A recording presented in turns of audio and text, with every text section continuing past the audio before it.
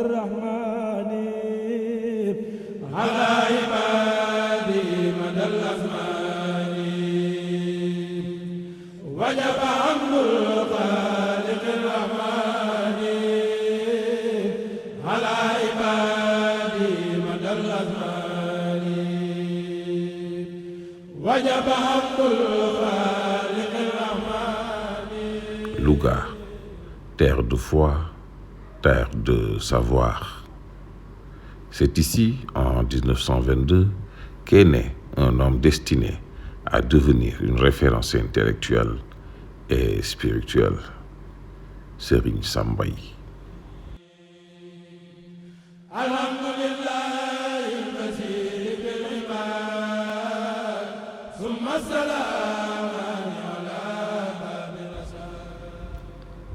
Très jeune, il s'abreuve à la source du Saint-Coran, à Louga d'abord, auprès de Serigne Mbaye Touré, puis à Koki chez Ahmadou Sakhir Lo, fondateur du Dara de Koki. Il mémorise l'intégralité du livre saint, mais pour lui, ce n'est qu'un commencement. À Saint-Louis, il approfondit les sciences religieuses auprès de grands maîtres comme Serigne Tidjani Niang et Serigne Ahmed Fall. Puis à Rufisque, puis la Mauritanie, un parcours exigeant. Une quête sans relâche, une vie consacrée au savoir.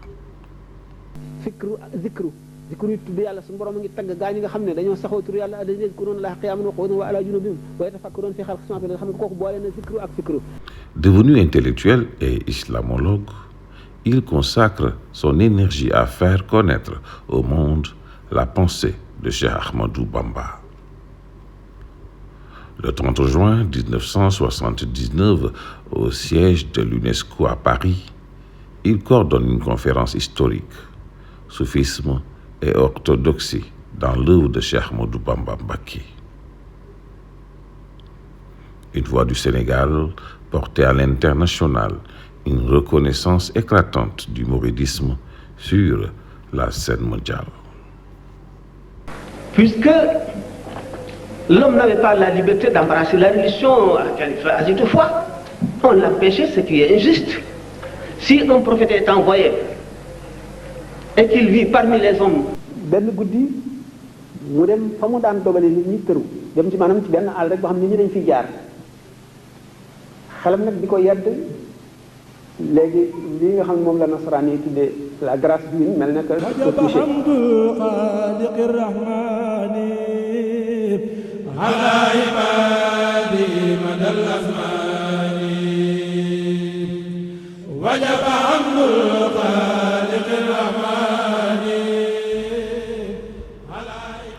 Avec patience et dévotion, il traduit plusieurs khasaïd en français. Il ouvre ainsi la porte de la compréhension à des milliers de disciples. Des œuvres majeures comme Masalik al-Jinan, Huq al-Buqaw, Tazawwud al-Shikhar, Al-Jawhar al-Nafis, des trésors spirituels rendus accessibles. Conférencier infatigable, il prononce des centaines de sermons au Sénégal et en Amérique. Il parle de l'islam face au monde contemporain, du message coranique, de la sainteté, de l'universalité de Cheikh Ahmadou Bamba. Sa voix rassure. Sa pensée est claire, son savoir élève.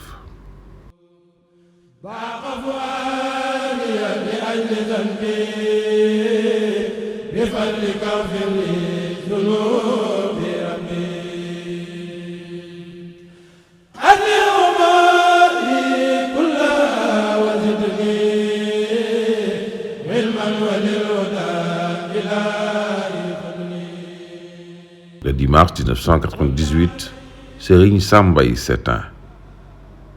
Mais certaines lumières ne disparaissent jamais. À travers ses écrits, ses traductions, ses conférences, il continue de vivre. Serigne Sam Mbaye, un intellectuel, un islamologue, un passeur de savoir, un un fils de Louga dont l'héritage traverse le temps.